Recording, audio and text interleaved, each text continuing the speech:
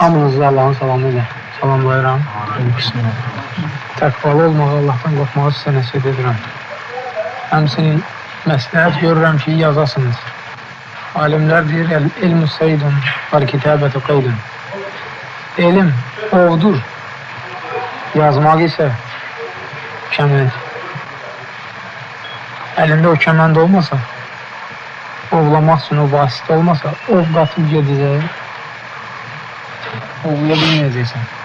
Yazmasan, bu elmi buradan eşidib, oradan da bıraxacaqsan. Ona görə əziyyət çəkib, vaxtınızı boş keçirməyin.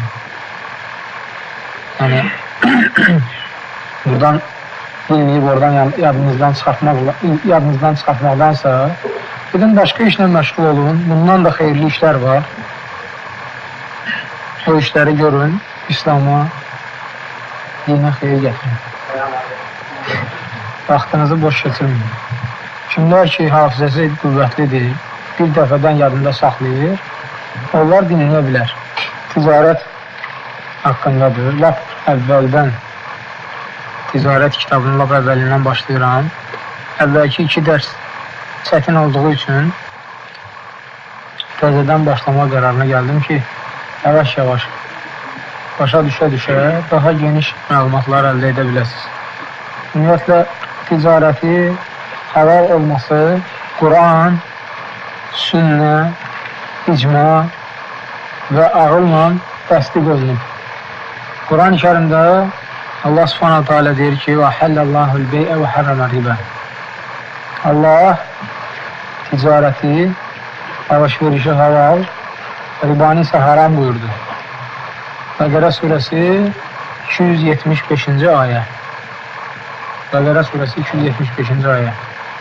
Peyğəmbər sallallahu aleyhi və səlləm də Buxari və Müslimin rivayət etdiyi hədisdə deyir ki, 2 şəxs ticarət edirsə, yəni biri ilə ticarət edir, biri alır, biri verir, istədikləri kimi ticarət edə bilərlər. Eyni məclisdə öz ixtiyarı ilə ticarət edə bilərlər. Rasulullah s.ə.v ticarət etməyi halal buyurur. İcma da məlumdur. Sahabələrin böyük əksəriyyəti, onlardan sonra gələn tabiinlərin və onların ardıcılların böyük əksəriyyəti ticarətlə məşğul olur və ağılla da bu qəbul olunur. Ticarətsiz insan yaşaya bilməz. Ticarət bu 4 şeylə sabit olur. Quran, sünnə, icma və ağıl. Bəzi alimlər icmanı önə çəkir. Ona görə ki, icma hər hansı bir rəyi təsdiqlədikdə Quran və sünnəyə söykənir. Dəlilə əsaslanır. Və bütün sahabələr eyni fikirdə olur, həmrəy olur.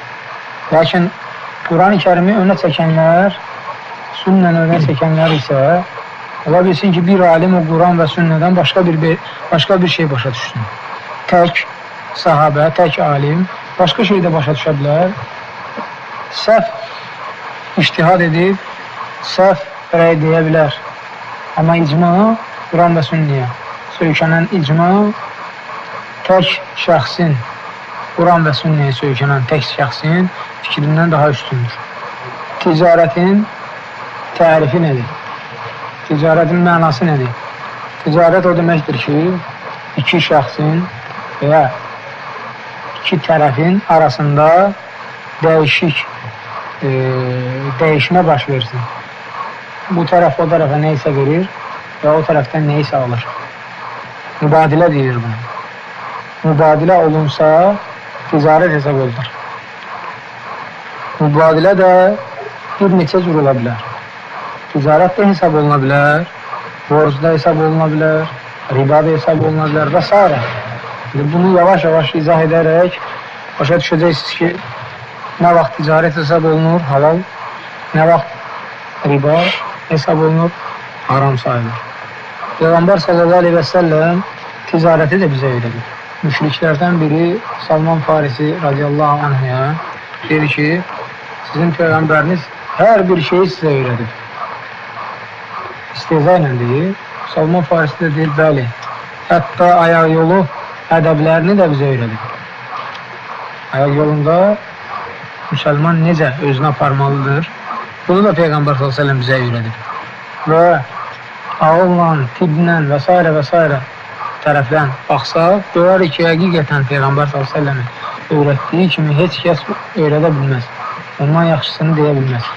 Faydalısını deyə bilməz.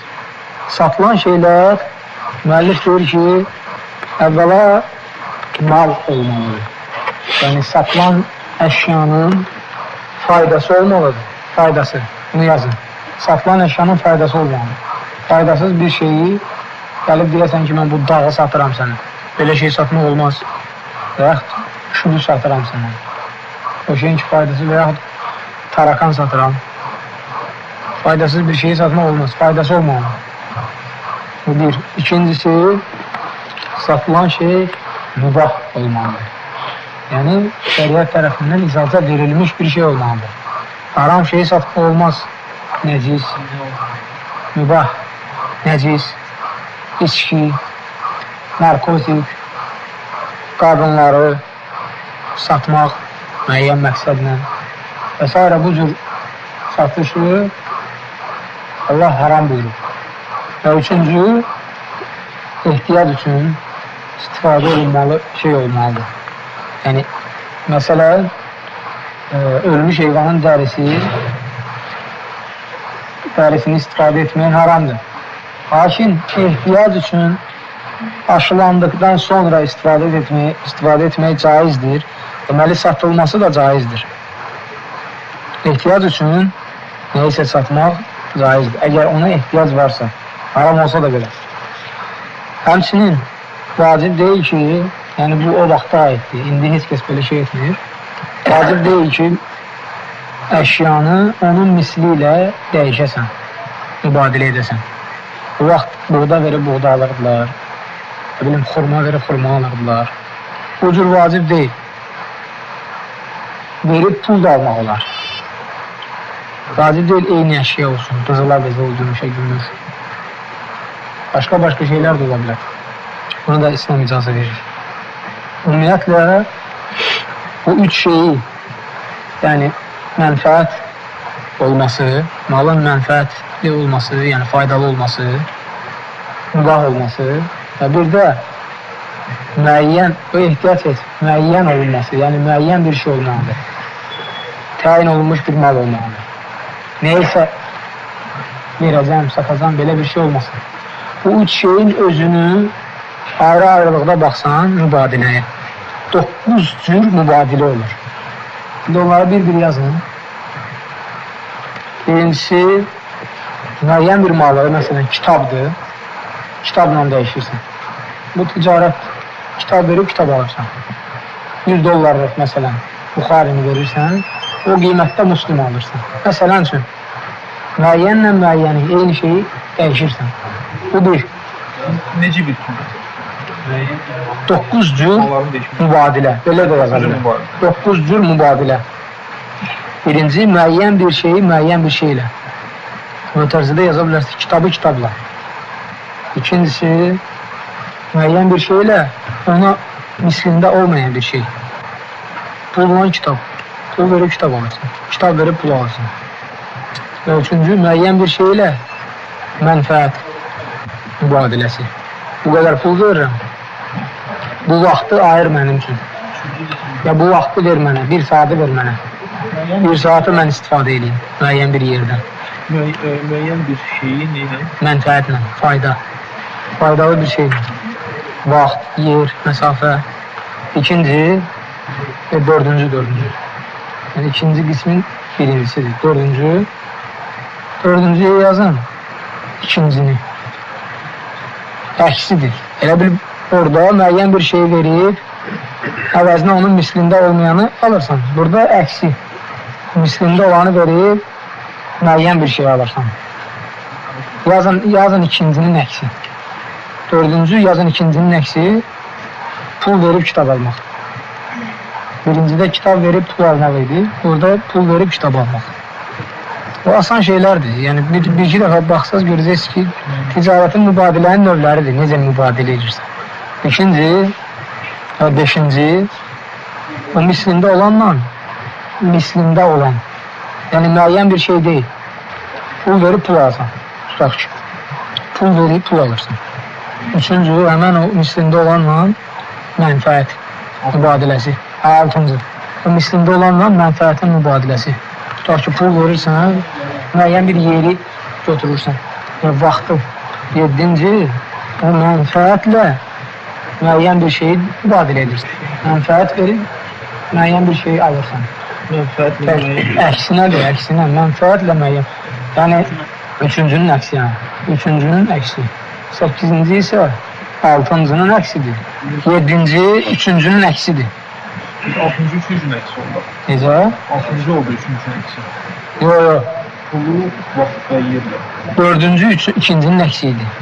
4-cü, 2-cinin əksi. Hayır. 6-cı da 3-cünün əksi. Yox. 6-cı, 3-cünün əksi deyil. 7-ci, 3-cünün əksidir. 8-ci də 6-cının əksidir. 9-cu isə mənfəətlə mənfəət.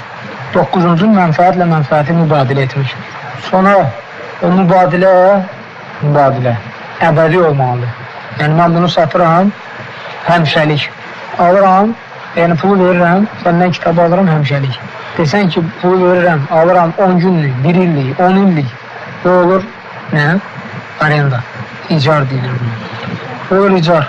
Bu işte bey sayılmır, ticarət sayılmır. Olur icar. Müvəqqəti sonra qaytaracaqsan.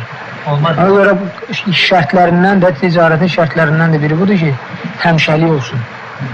Mübadilə olan şey həmişəlik olsun.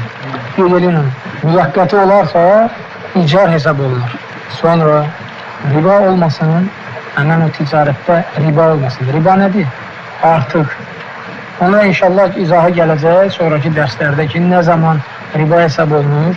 Əgər eyni cinsli əşyavardırsa, eyni cinsli, eyni miqdarda dəyişilməlidir. Əlavə olarsa riba hesab olunur. Başqa cinsli əşyalardırsa, pulla məsələn neysə kitab alırsan, bu cür mübadilə edirsənsə, burada istədiyin qədər artıq əskitmək olar. O gələcək. Qısa yazın ki, riba olmasın. Riba olsa ticarət hesab olunmur. Çünki ticarətə Allah halal buyurub, ribanı isə haram.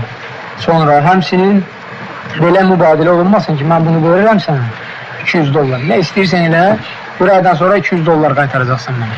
Bu da mübadilədir, amma bu borcdur, ticarət deyil. Qeyd edin onu. Mən sənə verirəm neysə. Bir aydan sonra onu qaytaracaqsan mənə. Bu borcdur. Ticarət sayılmır. Amma mübadilədir. Mübadilə olmağına mübadilədir. Neysə verirəm, sonra alıram səndən. Ancaq ticarət deyil. Ticarət mübadiləsi deyil. Borc mübadiləsidir. Qeyd edin onu. Yəni ki, ayırt edə bilərsiniz. Hər şeyə ticarət demək olmaz. Hər şeyə ticarət desə, sonra deyəcəksiniz ki, Allah da bunu halal buyurur.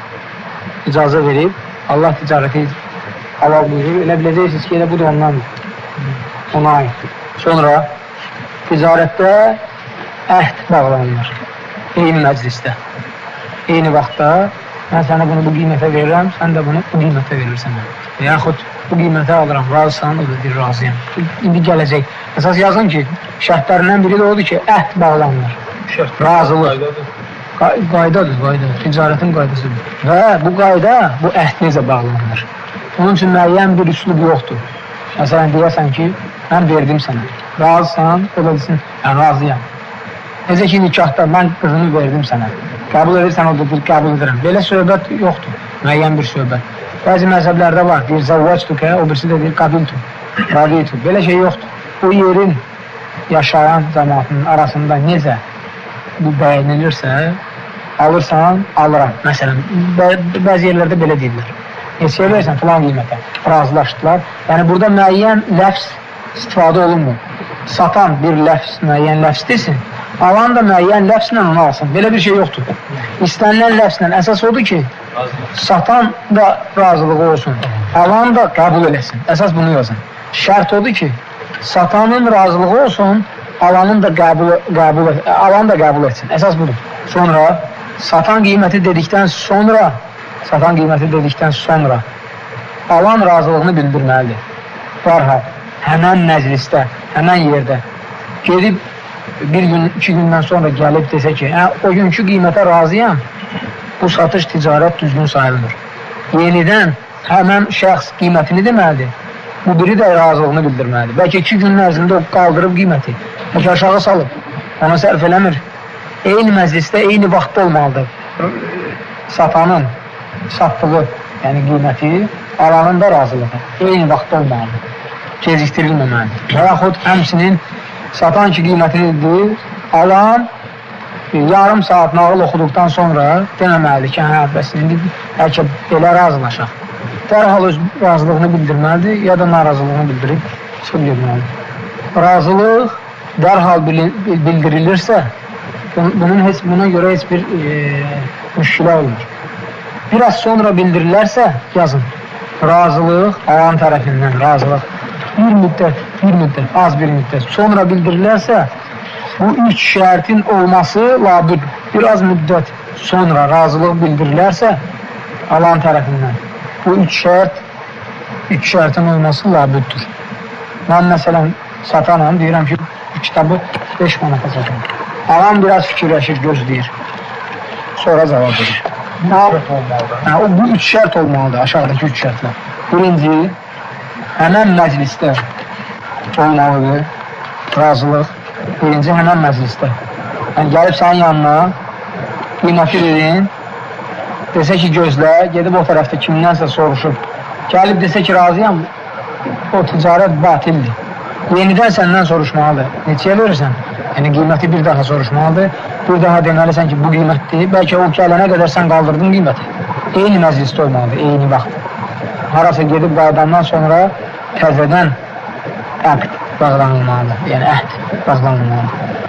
Birincisi, eyni məclisdə. İkincisi, bayaq dediyim kimi, razılığı ilə satanın dediyi arasında uzun müddət başqa bir şey haqqında danışmamalıdır. Ola bilər o danışmağı ilə çaşdırsın satanı, nağıl oxusun ola, orada filan qiyməti gördüm, burada filan şey, biraz aşağı sal, biraz yuxarı sənə boğaz eləsin, olmaz. Dərhal, razıyam, razı deyiləm, vəssalam. Alver eləmək olar. Alver eləyəndən sonra sonuncu sözü ki, o deyəcək ki, bu qiymətə ondan sonra dərhal deməlidir ki, razıyam. Yenə də onun sözü gəlir, sonra bunun razılığı gəlir. Aynıdır.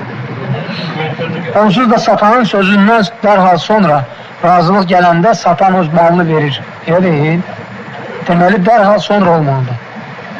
İkinci yazın ki, satanın dediyi tutaq ki, qiymətlə alanın razılığı arasında uzun müddət başqa söhbət olmasın. Elə yazın, başqa söhbət olmasın. İndi bu misalları deyəcəm sizə, misallar mənə aydın olacaq. Üçüncüsü. Onda bir izah edeyim, qulaq asın. Çünki birincisi, eyni məclisdə olmasın, başa düşdünüz.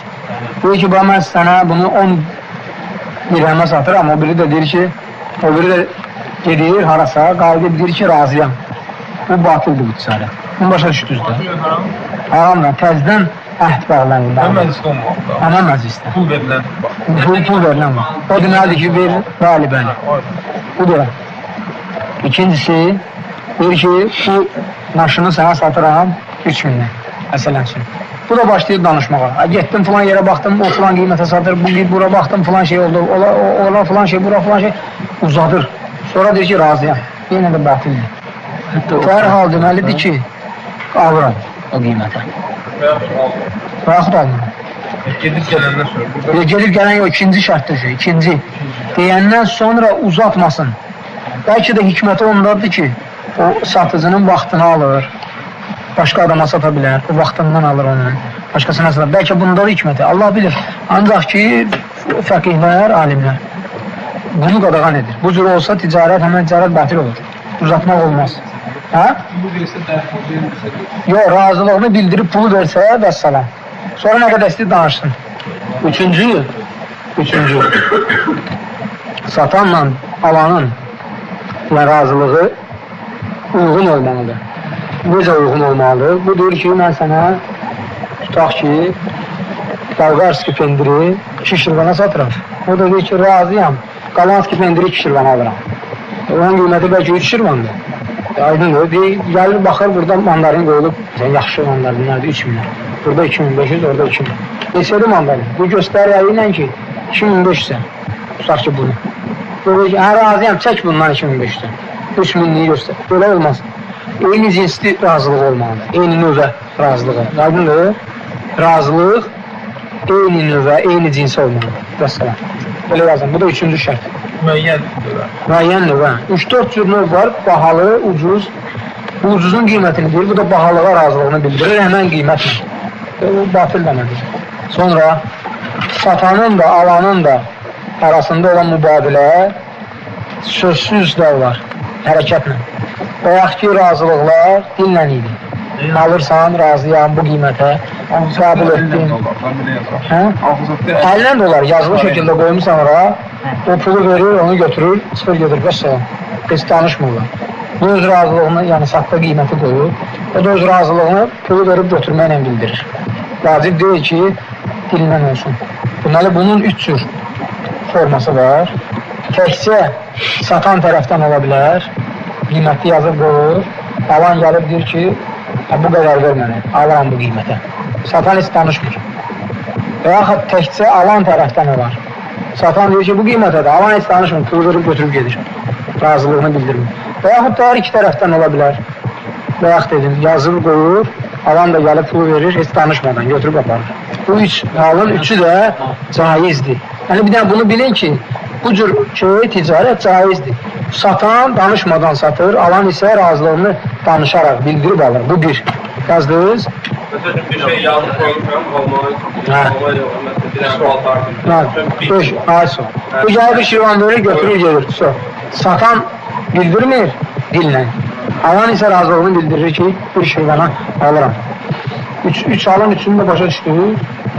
Daha qeyd elədiniz. Bu yazın onu. Bazen biləsiniz ki, o ticarət caizdir. Birincisi, necə, bayaqçılarını, birinci, satan, danışmadan satır, alan isə razılığını danışaraq bildirir. İkincisi, onun əksi. 7'sini də sizə müxtəsər şəkildə deyəcəm, izahını isə yarısını indi, yarısını sonra keçsin. Bu 7 şərtin sizdən soruşa bilərlər ki, ticarətdə olan bu 7 şərt deyirsən. Bu 7 şərt hansısa hədisdə gəlib, varid olur. Deyirsən, yox, hədislərdə hər bir şey varid olmur. Onda sənə deyir ki, bu bidətdir. Özünüzdən şərtlər vurursunuz. Necə ki, məsələn demirlər, rububiyyə, uluhiyyə ilə əsma sifət, tövhidin 3 qismi hardan gəlib? Peyğəmbər səsən belə şey deməyib. Sahabələr bunu deməyib. Bidətdir. Necə ki, deyirlər, namazın 12 rukunu, 8 vacibi, bu bidətdir. Biz razıyıq. Əgər bu şərtləri ibadət kimi qəbul ediriksə, bu bidətdir. Bu şərtlər ibadət kimi qəbul olunmur ki, bu ibadətdir. Peyğəmbər s.ə.v bunu belə deyib. Allah Teala bunu belə deyib. Bunu belə qəbul etmirik. İbadətə yaxınlaşdıran vasitə kimi qəbul ediriksə, bu caizdir. Peyğəmbər s.ə.v demir ki, 7 nəfər Allahın gölgəsi altında kölgələnəcək. Belə demir. Yəni təxmini bu 7 nəfəri qeyd edir. Başqa rəvayətlərdə, məsələn, 3 nəfər, 3 şəxs Allah s.ə.v onları danışdırmayacaq. Yəni, bu 3 şəxsdən başqa şəxslər yoxdur. Həmçinin də bu 7 şərti alimlər təxminən ayə və hədislərə əsaslanaraq qoyublar. Bir şeyx də, rahiməhullah, həmən şərtləri qeyd etdikcə hər birinə dəlilləri gətirəcək. Dəlilləri də qeyd edəcək. Deməli, bu şərtlərin birincisi, hər iki tərəfin razılığı. Ticarətdə hər iki tərəfin razılığı olmalıdır. İndi izah edəcəm. Ola bilər ki, zülm olunsun kiməsə, məcburən satdırılsın, aldırılsın ondan. Bu ticarət batildir. Bu izah edəcəm inşallah. Birinci odur ki, razılıq olsun hər iki tərəf. İkinci, satan və alan ticarətə layiq adamlar olsun. Bunu da izah edəcəm. Uşaq olmasın, balaca, məcnun olmasın, bacarıqlı olsun. Bu cür şərtlər var. İkinci odur ki, layiq olsun. Üçüncü, satılan əşya faydalı, mübah əşyalardan olsun. Faydalı, mübah. Bir də indi şərtin içində gələcək bu. Ehtiyac olunmayan əşyalardan olmasın. Əvvəl ikisi olsun, mübahla faydalı olsun. Sonuncu, üçüncü olmasın. İhtiyac olan əşyalardan olmasın. Yəni, məsələn, dəri deyil. İzah olunacaq o, dəri deyil. Meyit, ölmüş heyvanın dərisi. Bunu satmaq olmaz. Haramdır. Şərtdir ki, satmaq olmaz. Ehtiyac üçün aşılandıqdan sonra sata bilərsən. Ehtiyac üçün olmasın. Yəni, yaradılandan satışa layiqli olsun. Almaq Allah falan necə yaradıb, elə sata bilərsən. Ehtiyac üçün satılmasın.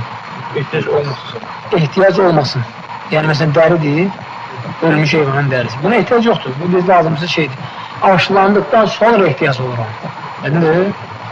Aşılandıqdan sonra satıla bilər. Onda icazə verilir. Aşılandıqdan sonra, abrabotka olandan sonra. Dördüncü şey, satan ona malik olsun, sahib olsun. Yəni, göydə quş uçur, deməsin ki, bunu satıram sənə. Məsələn üçün. Onun da izahı gələcək, onu qeyd eləməyin. Yazın ki, malik olsun ona, sahib olsun. Beşinci, onu satmağa qadir olsun. Elə bir şey olsun ki, o onu sənə gətirib verə bilsin. Desə ki, məsələn üçün, Kremlin üstündəki saatı satıram sənə. Ağıl fikirləşirsən ki, bu mümkün deyil, onu necə götürüb gətirib satacaqsan? Qadir olsun, onu sənə təslim eləməyə, verməyə qadir olsun. Altıncı, beşinci yazdınız? Altıncı, məlum bir şeyi satsın. Ya görməklə, sənə bu kitabdan istəyirsən gətirim, göstərirsən. Ya da vəsflə, qırmızı rənglə, bu cür əlamətlərini deməklə. Vəsflə və ya görməklə məlum olan bir şeyi satsın. Satılan şey məlum olan şey olmalıdır. Və sonuncu, 7-ci dənə, qiyməti məlum olsun. Qiyməti məlum olsun. Gətirərəm, danışarıq və razılaşarıq, belə şey olmasın. Qiymətin, olmaz o. İndi bir izah ediyor bunları. Vaxt çaşsa inşallah. Yazın birincinin, Suallar diye satılır. Suallar yok, azan veriləndən sonra suallar verərsiniz. Biraz gecikdirər diye sonra. Birinci, razılıq. Razılığa dəlil. Bırak dedim ki, hər birinə Şeyh Rahimahullah dəlil getirir. Nisa suresi 29. Ya eyyuhellezine amenu la ta'kulu amwalakum baynakum bil batili illa an takuna ticareten an taradin minkum. Nisa 29. Ey insanlar, ey iman getirenler, birbirinizin malını batıl yolla yemeyin ve yalnız ve yalnız razılıqla ticaret edin. Aranızda olan razılıqla ticaret edin. Fikir verir, Allah'ın hikmətine var. Bu nədir ki, insanlar? Ey iman getirenler. Bilir ki, kafirlər, münafıqlar onsuz da razılıqsız necə gəldi, öyle ticaret edirlər. Deməli, bu cür ticaret eləməyən, Allah'ın əmrini pozan, onlara yavaş-yavaş oxşayır. Elə deyil. Yavaş-yavaş onlara oxşayır. Yavaş-yavaş da onlar kimi ola bilər. Sünnədən yazın deməli İbn-i Macan hadisidir, Abu Said el-Xudri rəvayət edir. Peyğəmbər s.ə.v deyir ki, alış-veriş razılıqla olmalıdır. Alış-veriş razılıqla olmalıdır. Ağırla da bunu inkar edən özü ağılsızdır. Razılıqsız gəl, mənə elə nə desin, nə oxusa, o qiyməti ver, alçış qeyd, bu ağla sığmır. Yəni fitrətlə insanın anadan gəlmə olan sadəcə fitrətdir ki, hər hansı bir şey istəyəndə özünün istəyi ilə razılıq edir. Abu Said el-Xudri radiyallahu anh, İbn-i Macah, istəyirsiniz yazın, 2185-ci hədis. O ki qaldı, ikrah bilirsiniz də nədir? İkrah.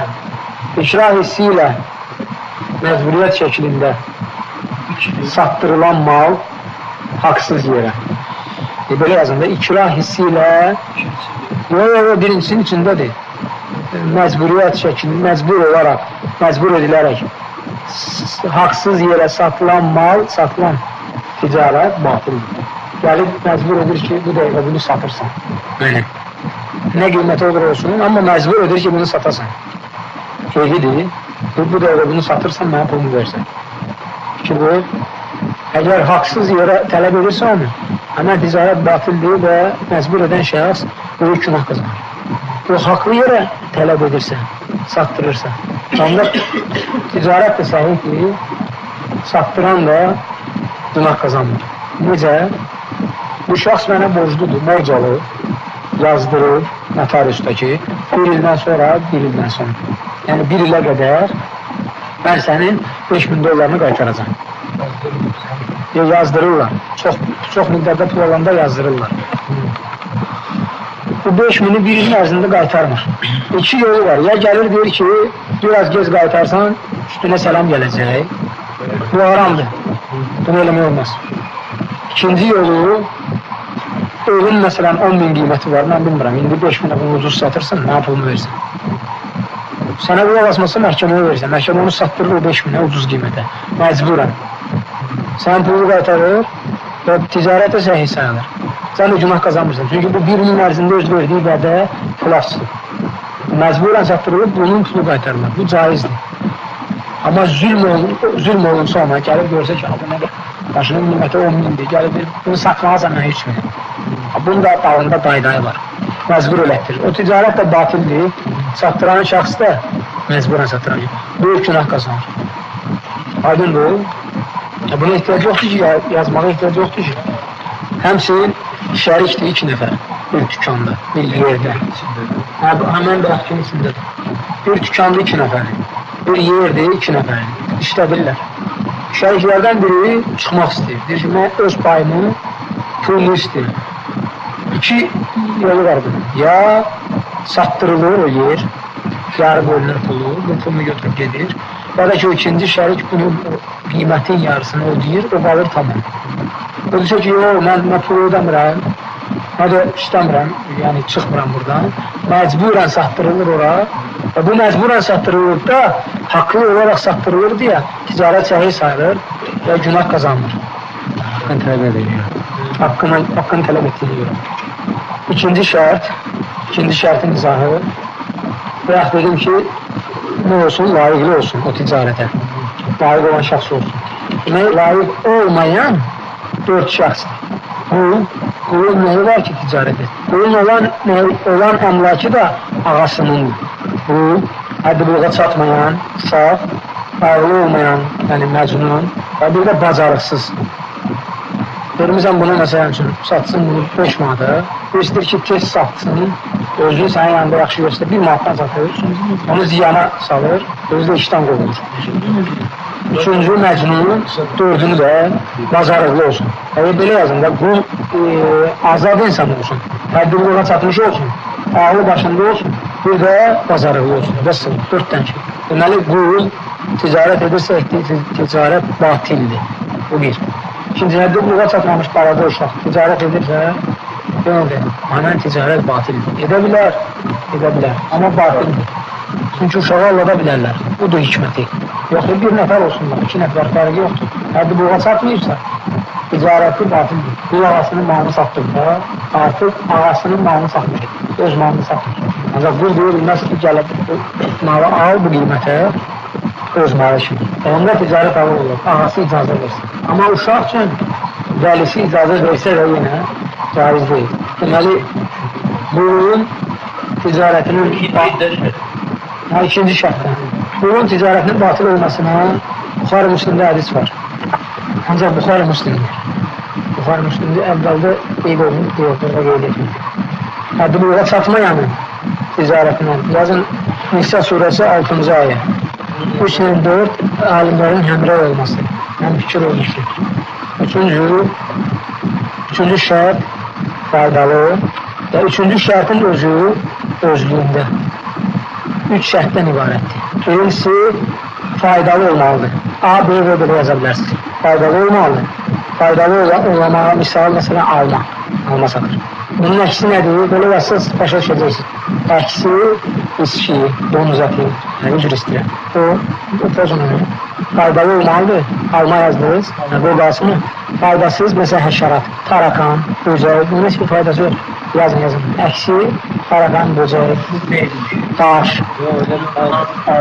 Dərman artıq faydalıya çekilir. Artıq o faydalı iş üçün istifadə olur. Faydasız sayılır. İkincisi, mübah. Mübah yəni icazə verilmiş olsun. Haram olmasın. Əksi də içkidir. Musiqi alətləridir. İkincisi, mübah. İcazə verilmiş olsun. Üçüncü, ehtiyatsız. Belə yazının bir izahında başa düşür. Ehtiyac olmasın. Misal yazın iti. Umumən itə ehtiyac yoxdur. İtə ehtiyac var, yollarını saxlayaraq. Umumən yoxdur ki, itə ehtiyac. O üçün qapını qorumaq üçün, bir də malqaranı qorumaq üçün zərurət üçün götürülür. Zərurət üçün götürülür, amma fikirləri yenə satışı qadağan edib Peyğəmbər s.ə.v. Almaq caizdir. Üçüncü üçün it yazır. Dəlil var da, aid olması var. Bu aid deyil. Yox, hədis var, ona aid. Yazın. İti misal yazın.